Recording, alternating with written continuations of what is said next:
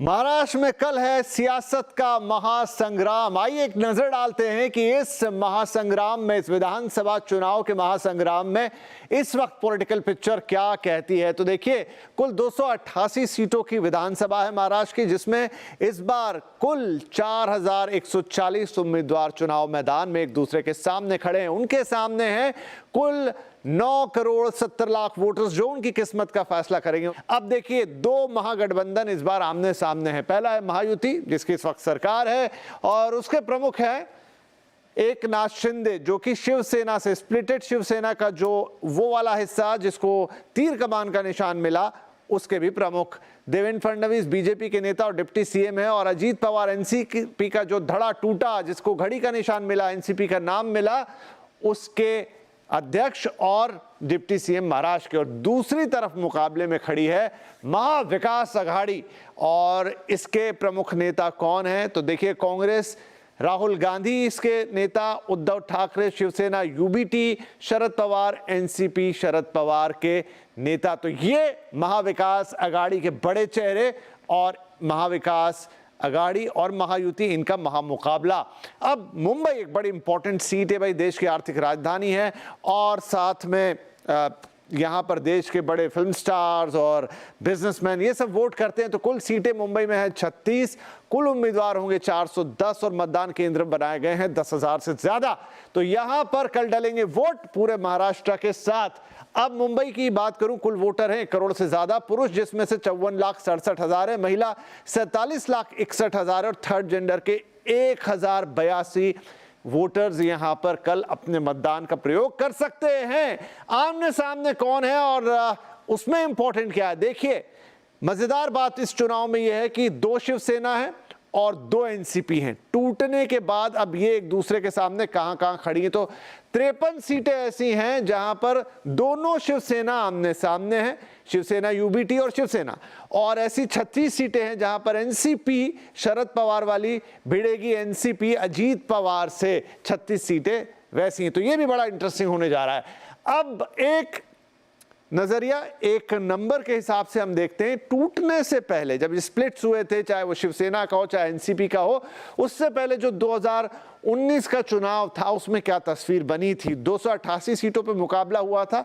BJP सबसे बड़ी party के तौर पे उभरी थी 105 सीटें लेकर, 25% से ज्यादा का वोट शेयर था, ऑलमोस्ट 26% के बराबर, लेकिन सरकार नहीं बना पाई।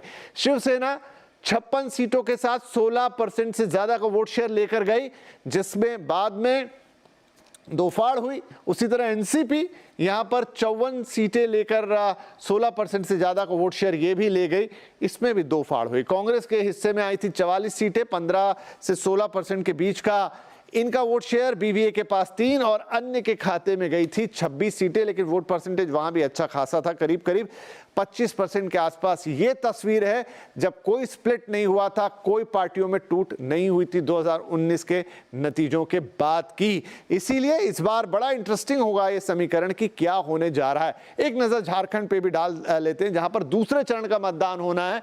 कुल 38 सीटें हैं इस चरण के अंदर, और 528 उम्मीदवार यहां मैदान में होंगे। मतदान केंद्र इसके लिए कुल तैयार किए गए हैं 14,218, और कुल वोटर होंगे 1,23,00,000, जिसमें से पुरुष वोटर्स की संख्या 62 लाख से ज्यादा, महिला वोटर 60 लाख से ज्यादा, और थर्ड जेंडर के 147 वोटर कल के दूसरे चरण के झारखंड के मतदान में हिस्सा लेंगे। 2019 विधानसभा पे नजर डाल लेते हैं। 81 सीटों पर मुकाबला हुआ था। जेएमएम सबसे बड़ी पार्टी 18% से ज्यादा का वोट शेयर लेकर गई। दूसरा जो अभी भी इनके सहयोगी है कांग्रेस, 16 सीटों पर विजय और 13% से ज्यादा, ऑलमोस्ट 14% का वोट शेयर इनके हिस्से में आया। बीजेपी के खाते में आई थी 25 सीटें, एजेएसयू के खाते में 2, आरजेडी के खाते में 1, और अन्य के खाते में गई थी 7 सीटें। तो ये 2019 विधानसभा की तस्वीर है झारखंड की। यहां पर भी कल दूसरे फेज का मतदान होगा। महाराष्ट्र और झारखंड, यहां पर मुकाबला कड़ा है, टक्कर बड़ी है, और लगातार हमारी इस पर नजर कड़ी है। तो महाराष्ट्र में कल वोटिंग होनी है, लेकिन वोटिंग से ठीक पहले यहां बड़ा हंगामा हो गया है। बीजेपी के बड़े नेता और महासचिव विनोद तावड़े पर नाला सुपारा इलाके में पैसे बांटने का गंभीर आरोप लगाया गया है। तावड़े को मुंबई के होटल में बहुजन विकास आघाड़ी के कार्यकर्ताओं ने घेर लिया। चुनाव आयोग ने तावड़े के खिलाफ एफआईआर दर्ज कर ली है। इस पर ज्यादा डिटेल्स के साथ अब जुड़ रही है संवाददाता प्रीति सोमपुरा मुंबई से। तो प्रीति, महाराष्ट्र में वोटिंग का काउंटडाउन शुरू हो गया है, लेकिन ये जो गंभीर आरोप विनोद तावड़े पर लगाए गए हैं, क्या है पूरा मामला? कल जो है वोटिंग होने वाली है, उसके पहले ही जो है दोनों महाविकास आघाड़ी और महायुति के बीच में कांटे की टक्कर है। दोनों पार्टियां दोनों जो है एक भी सीट गंवाना नहीं चाहती हैं। इसी बीच आज बीजेपी के नेता विनोद तावड़े सुबह 11 बजे विरार के एक होटल में गए थे। उस दौरान वहां बहुजन विकास आघाड़ी के कुछ कार्यकर्ता पहुंच गए और इनका ये आरोप था कि विनोद तावड़े वहां पर जो है पैसे बांटने के लिए आए थे। इसके बाद दोनों पार्टी के कार्यकर्ताओं के बीच में जमकर नारेबाजी हुई, बहुत हंगामा हुआ और आखिरकार तुलिंज पुलिस स्टेशन वहां पहुंची और इस पूरे मामले में जो है एक एफआईआर इलेक्शन कमीशन के द्वारा दायर की गई है। हालांकि बहुजन विकास आघाड़ी का आरोप यही था कि विनोद तावड़े मुंबई से पैसे लेकर विरार पहुंचे हैं। बीजेपी और विनोद तावड़े ने ये जो आरोप लगे हैं उसको बेबुनियाद बताया है, पूरी तरीके से इसको साजिश बताई है और ये आरोपों को खारिज कर दिया है। चलिए, शुक्रिया बहुत बहुत प्रीति इस पूरी जानकारी के लिए। वहीं विपक्षी पार्टियों ने तावड़े के ऊपर लगे आरोपों को लेकर बीजेपी को घेरा है। तुळजाभवानीच्या दर्शनाला येताना देखील माझी बॅग तपासली गेली, बॅगेमध्ये काही सापडलं नाही। विनोद तावडेंच्या बॅगेत पैसे सापडले तर तुमच्याकडनं कळलं। तसंच काल अनिल देशमुखांवरती जो हल्ला झाला, हे दगड तपासण्याचं काम कोणी करायचं होतं? म्हणूनच मी आई तुळजाभवानीला साक्ष घातलंय की ही सगळी भ्रष्ट आणि दहशतवादी राजवट एकदा या राज्यातून खत्म करून। वहीं दूसरी तरफ विनोद तावड़े ने अपने ऊपर लगे आरोपों को झूठा बताया है।